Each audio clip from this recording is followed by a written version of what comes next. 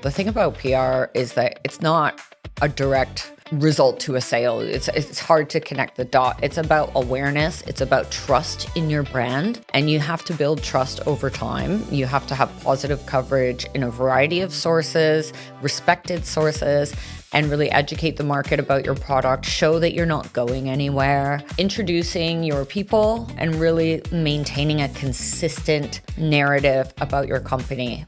Technology's constantly changing around them, but the relationship is still the overriding factor that makes a difference. And if you can cultivate those relationships, then you're going to survive and thrive in that way.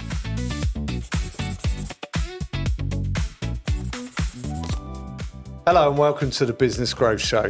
I'm John from Octopus Computers. And I'm Adam from Active Internet Marketing. This is the show where we sit down with business owners, founders and entrepreneurs from Stamford and the Greater Rutland area. We discuss their journey, look at their wins and their challenges, and get practical advice that you can apply. New episodes come out fortnightly, so if you want to stay up to date, drop us a follow or subscribe wherever you're listening. Welcome to the Business Growth Show. Maryann, can you introduce yourself? Tell us a bit about you and your business. Hi, thank you. It's good to be here. All right. My name's Maryann, as you mentioned, and my business is called Jetway Communications. We are like a boutique specialty public relations firm specializing in the aviation industry. So it's a B2B agency, and we help companies that want to get their products on board aircraft communicate in the right areas where their target audience, where their buyer is. So rather than communicating to the passenger, while we do a little bit of that, it's really more about finding and targeting those airline executives, the purchasers and the decision makers there. I've got like 100 questions for you about this, so don't worry. I think before we go too far into it, though, as we said slightly before, we need to address the Adam in the room. Could you tell us a bit about how you know Adam? Adam is my husband. There we go. What did you break? All right, we'll keep that in. So yeah, obviously you guys know each other pretty well. Yeah. So Adam, if I ask any appropriate questions, we'll go from there. So how long have you been doing Jetway? I founded Jetway about 10 years ago now. I think it was 2016 or 2017. I'd have to go back and check the paperwork to know for sure. But my career in the aviation industry started long before that in 2008, when I had recently finished a journalism diploma in college back in Canada. And I was a bit disillusioned with the writing side of journalism. So I thought, I'm going to try my hand at sales. I thought there was more money in it. Yeah. I wanted to do sales. So I took a job as a advertising salesperson in a magazine that was all about airline catering, an industry magazine. And that just blew my mind because I was like, there's an industry for this? I think for the most part, we don't really think about how the food gets to us on the plane. We usually poke at it and say, what is that? But, there are different classes of travel that I wasn't privy to at that time in my life. And it was a really big industry. So I started working for this publication and I was selling the advertising, which was really hard because it was 2008. It's a hard gig as well. Selling the advertising spaces is tough. It is tough. And I think it's even tougher now because there's so many digital opportunities where you can track the data and the engagement so much better. The magazine ads are pretty tough sell these days. But yeah, so it kind of grew from there and I took more and more responsibility over the publication and grew it and took more editorial responsibility. And then ultimately, I decided to move to Germany and become a freelancer. Is there a reason you went from Canada to Germany? I know there's a couple of aviation hubs over there, but is that the main reason? Yeah, Hamburg, Germany is a huge aviation hub next to Seattle and Toulouse. I think it's the largest in the world. Airbus does a lot of crazy stuff over there. And the annual big conference and expo for the industry is in Hamburg, Germany every year. So I've been going to that conference for a long time now. And I just saw some opportunity to do something different, shake it up, get embedded in the industry over there. So that's what I did.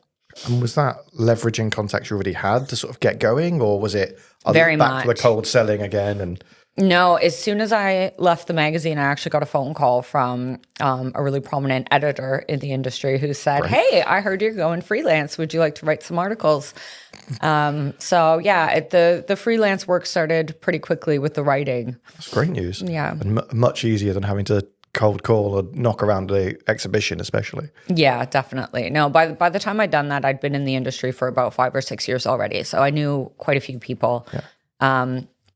And then I kind of just started helping companies do PR on the side because as a journalist, you see a lot of bad PR and you meet a lot of companies where you think, wow, these guys have got a really fantastic product and they have amazing people. They've got a great story to tell. And they're just, a lot of them, especially in aviation, are like a bunch of engineers. So that storytelling, elevator pitch side of the business isn't that well developed. So I kind of started like in my spare time helping companies with that. Because as a journalist, I knew what journalists like to see and what makes it easier to cover a business. That's probably one for anyone listening who perhaps doesn't understand the difference between PR and marketing or traditional marketing.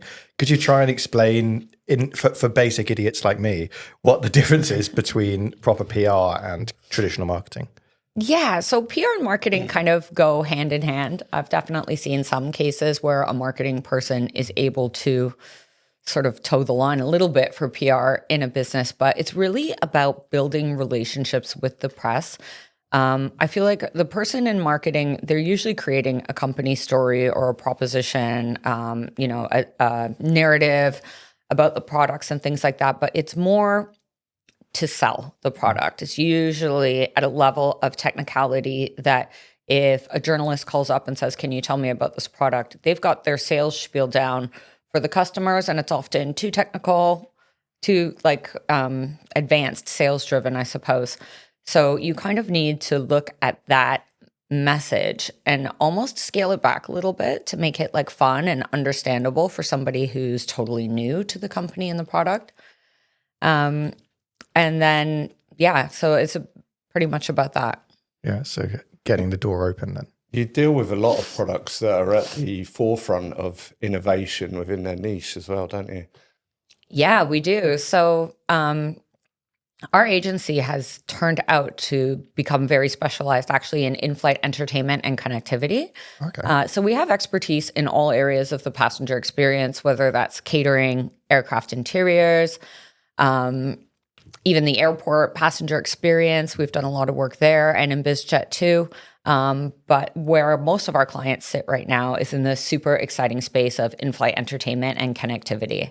And it's a really exciting time for that part of the aviation business right now because we have a lot of new satellite constellations and networks that are launching. I think we all know about Starlink, and we know that Amazon is launching a constellation called Kuiper. Those are the low Earth orbit ones. So basically in-flight connectivity is becoming ubiquitous. It's getting a lot faster, and it's kind of a thing that airlines need to have now.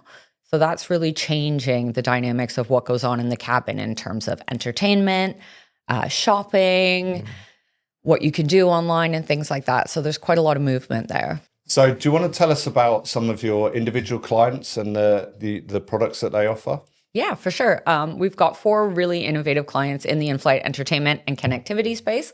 One of them is called SpaFax, and they've been around, I think, since the late 1980s, but they've evolved with the industry, and they are what you would call a content service provider. So they kind of sit between the airline and the Hollywood studios, and they help make the deals. They curate the mix of entertainment that you see on board, and they basically take that content from the content owner, whether it's a studio or a distributor, and then they transform the content to make it playable on aircraft.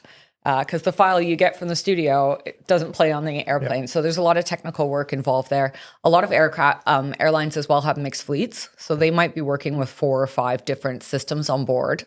Plus they want to refresh the content every month. So it's, it's a very complex job that they do, and they do a great job of it. We work with a company called AirFi, which has developed a lot of innovative solutions to bring in-flight entertainment and connectivity to airlines that maybe wouldn't want to invest in the whole seat back screens and the big, huge antenna on top. So they have lightweight, easy to install, cost-effective solutions geared towards more like regional aircraft and budget airlines and stuff like that. The third company is called ThinCom, and they make the big antennas for the high bandwidth in-flight connectivity, and they've been a leader in that space for many years now as well. They're based out of California. And then finally, we have a really fun client called FlightPath 3D, and they make the moving maps that you see in They're my favorites. You love those. That's all you want to do, just sit there and watch the plane move along. Everyone loves the map. So yeah, they've got a big chunk of the global portion of airlines there. They're continually innovating. They're making a lot of news, and they're just really fun to work with. Very dynamic company. Yeah, I think, and there's so many questions about aviation anyway. I know a fair bit about it. When I was working in automotive, the feeling was that automotive was low value, high volume, and aviation sort of flipped that on its head from what we were looking at, where, okay, there's not thousands of clients out there potentially, but the margins are much higher. Do you see that translating to PR? I don't think I understand that question. So in essence, the margins were pretty high when I was looking at aviation for other things, because everything is such a bigger value. For the airlines, the margins are my margin. For yours, hopefully. Right. Yeah, well, we're incredibly specialized. So I think the companies that work with us, we work with them in a very holistic way. We're really embedded as part of their team. My team consists of a handful of individuals who I've known, all of them, for at least 10 to 15 years in the industry. These guys know their stuff. There's a lot of jargon. There's a lot of relationships that you just need to have with certain publications and stuff. So we are able to I'm not saying that you're overcharging. No, it's very specialized is my point, and that commands a price. Yeah. Yes. How do you go about you're researching? pretty unique in what you do as well, aren't you? I don't think there's many people who can offer what you do at the level you do it with the understanding you have. There's a few PR agencies that are as specialized as we are on aviation, but I can count them on one hand. Yeah. How do you go about researching those innovative, cutting edge, very niche products? Well, we basically just sit down with an executive from the company and we say, tell us everything, everything. So as you can imagine, we all have to sign an NDA because it's a very competitive industry. So there's a lot of trade secrets that we're privy to. And we handle all that information with the utmost care. But basically, the more the client can tell us about the product, about their customers, about their competitors, what works in their sales conversations, what doesn't, we take all that and basically distill it into the messaging that we use with the press. Yeah. So it's translating the technical nonsense into something that clients actually want to read. Exactly. And finding the right amount of technical nonsense to leave in, because we actually do have a very intelligent audience. So yeah, we strip some of it out, but we like to leave a lot of it in because we don't want to assume that our audience doesn't understand anything. Yeah. That makes sense. I hope you're enjoying today's episode. Please remember to like, give us a rating, give us a follow and subscribe wherever you're listening if you're enjoying the show. Taking a step back from what PR is and that, what are there any big standouts in terms of how you've grown the business over the last 10 years? Any ways like that's a massive win or that's something which has helped us to get to where we are today? Yeah, I think Jetway Communications really is the definition of a lifestyle business. We're very professional and good at what we do, but we also are not trying to grow that quickly because we are so focused on the quality of work that we do. I mean, you can speak with any of our clients and they'll tell you how thrilled they are with the work. It improves year on year. We're part of the team, and we really like that. I've worked in situations before where I thought the culture was a little bit too focused on chasing the dollar, and I didn't feel like I was able to provide customers with, the quality of work that they deserved. So when I started Jetway, I did ring up my friends from the industry and I said, I want to work with people that I like. I want to be proud of the work that we do. I want to work for people that we like. So we do a real gut check when we're thinking about engaging with a new client.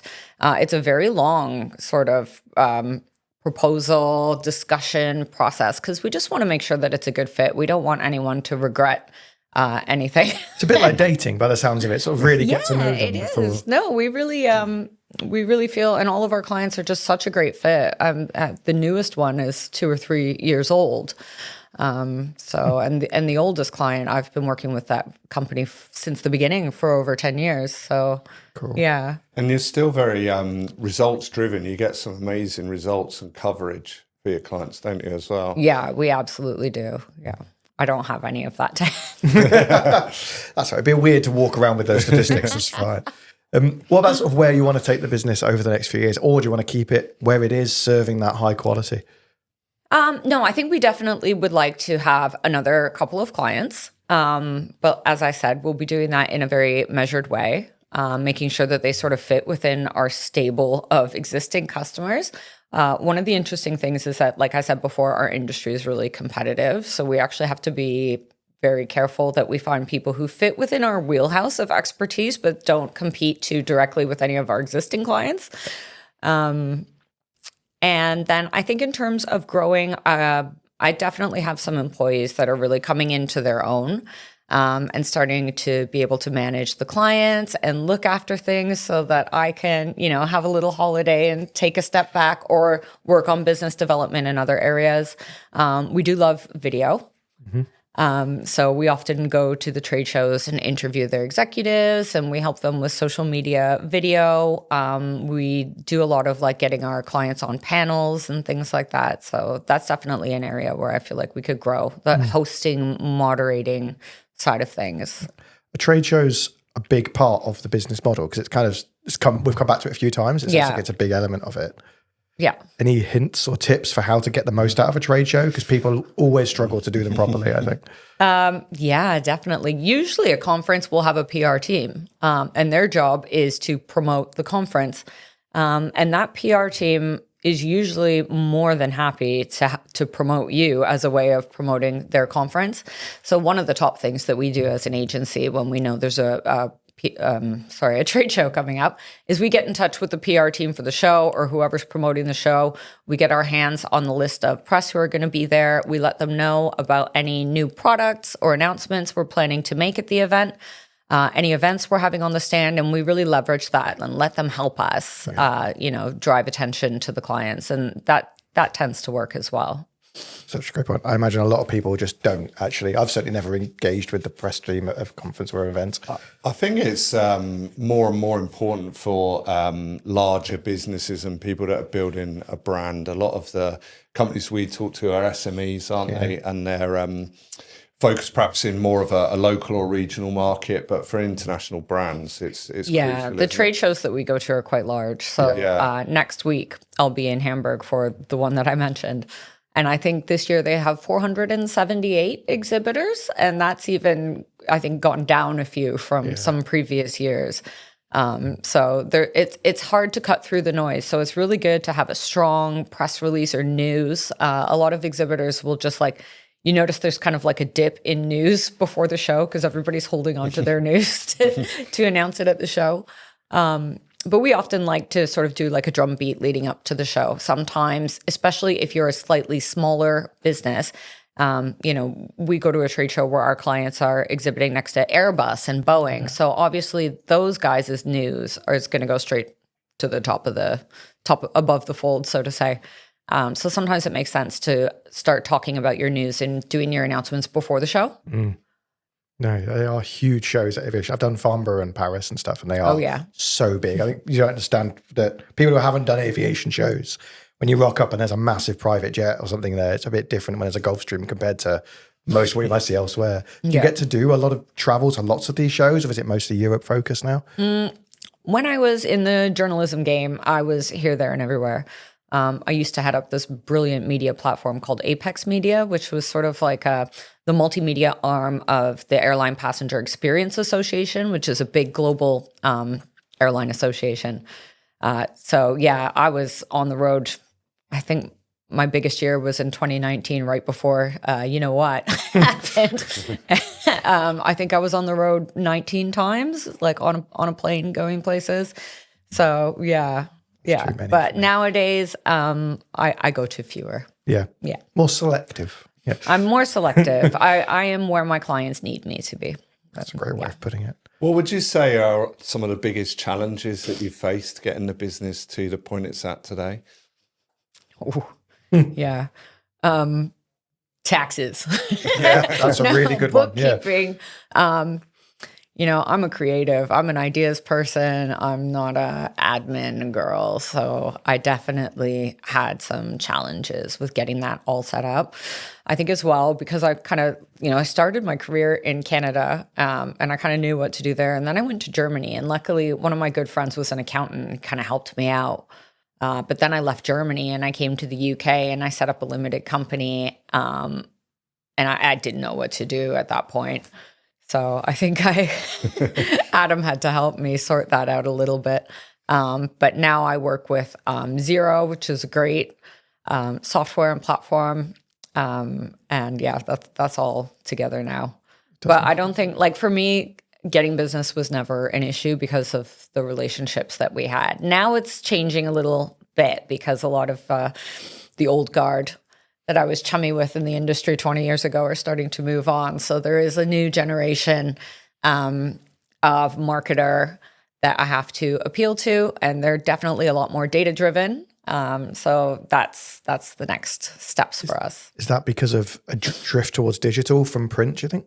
Absolutely. How do you report on that? Because I'm always curious how you report on print statistics compared to digital as well. Print statistics, I mean, if you've got like a big national newspaper, then they will be audited and you'll be able to look at that. But for trade publications, which is primarily the space that we work in, you kind of just have to trust them for what they say. We do use some really cool media database and distribution software, which also gives us like rankings and estimates, I would say, the traffic on the sites. But yeah, it is very difficult to know. Yeah. Also, always, I guess it's the bottom line and what return they're seeing that really motivates. Yeah, but I also don't think that's exactly the right way to go. The thing about PR is that it's not a direct result to a sale. It's hard to connect the dot. It's about awareness. It's about trust in your brand. And you have to build trust over time. You have to have positive coverage in a variety of sources, respected sources, and really educate the market about your product, show that you're not going anywhere, introducing your people, and really maintaining a consistent narrative about your company. Because, if we see a company in the media where they've got one slogan one day, and they say they're the best at this one day, and then they're the best at something else the next day, it just feels disjointed and it doesn't really feel authentic. So it's really important to identify what is your message, what is your unique selling point, what makes you different, what makes you better, your value propositions, and to really just continually share that message over time, different places. So I guess, as you mentioned with the airlines, the importance of the brand and the brand messaging and having consistent profiles of the employees there as well. I guess that's important for Jetway and your brand also. Yeah, I mean, a huge part of what we do is helping companies stay consistent in telling people what they do. So it's very important that we are able to do the same. It was an exercise. I guess we updated the Jetway website a couple of years ago. So that was a really big exercise where we said, okay, like what's our USP? What do we do better? What do we do different? What do we have that the others don't? And so for us, the narrative is very much about storytelling, about deep understanding of the industry, about long-lasting relationships in the industry, and also just about the fact, so our team is based in Germany, England, and then on the East Coast of the States, and then sort of like in the Midwest as well. So we really stretch across a lot of time zones, which is important in an international industry. So that was a big part of our messaging as well as like, we're here when you need us. We've got a man on the ground all over. You've got to follow the Sun team almost, haven't you? Yeah. So how do you manage that from a let's all jump on a quick call perspective? That can't be very easy. We have a weekly team call, and we have a weekly call with each client. We have a lot of WhatsApp chats going on. Some of them have the clients in, some of them don't, but there's a lot of like branded WhatsApp chats for different things. But I think, the key thing, like I said about the business, is that we're friends. We actually like spending time together. All of my staff were at my wedding to Adam last year, and they all traveled to be there. So it really feels like a family. And I think that's why our clients are so happy. When we do find a company that fits and it works, it really works. Yeah. And you're probably more committed because you all want to work together as well with the client as well as individually. Yeah, we care about each other. We want everyone's bills to get paid and, kids to go to college. So Great. we care about it. And where do you think the industry might go over the next 5 years on a broad level? I know we've talked about some of the innovations coming up. What changes do you think is going to happen? In airlines. We'll start with that, and then we'll talk PR as well, yeah. The aviation industry is going to go more and more digital. Connectivity is going to be pretty much everything. It's going to be ubiquitous. We'll have fast internet on board. So I think what we'll see from like the in-flight entertainment perspective is there's going to be a lot of adaptation required. So we used to have like a captive audience, with the passenger. They watching what's on the screen. They can't really do much else. But as they've got access to the internet, we can lose the engagement with the passenger. So it's going to be all about finding ways to give them that freedom, let them be connected, let them do the things in the air that they want to do on the ground, but also still keep bringing the creative ideas and the innovation to in-flight entertainment and to the different things that you offer on board so that you don't lose that engagement with your brand. You've still offered them something that they couldn't have on the ground. Yeah, that was a great answer, to be fair. And what about where do you think PR might change over the next coming, let's say, 5 years or so? I think with PR, same thing. It will continue to go more and more digital. I know, Adam, at your company, you offer, backlink services and stuff like that. So I think that will continue to be important. Journalists are getting harder and harder to get at. There used to be a day when I would call them up. So I think you still can do that, but it's less common. So I think really for PR, it will continue. It'll be about exploring the digital opportunities, the SEO, the backlinks, all that kind of stuff, making sure that your like IT hygiene is really good, but never forgetting that journalists are people at the end of the day, and you can't just spray and pray, as we call it, with press releases, just send it to everybody and hope. You need to really understand what that journalist is writing about, who is their audience, look at, recent coverage that they've been writing, and make sure that you're not, sending things to people that doesn't interest them. I think a lot of the businesses we see, the technology's constantly changing around them, but the relationship is still the overriding factor that makes a difference. And if you can cultivate those relationships, then you're going to survive and thrive in that way. If people wanted to find out more about you or Jetway, what's the best way they can get in touch or find out more? Yeah, we've got a lovely little contact form at www.jetwaycoms.com. Perfect. Thank you very much for coming on in. Thanks you. so much. That wraps up another episode of the Business Growth Show. Thanks for joining us. We hope it gave you some ideas or inspiration that you can take away and use in your own business. Don't forget to drop us a like, a follow, and a rating, and hopefully we'll see you soon for the next episode.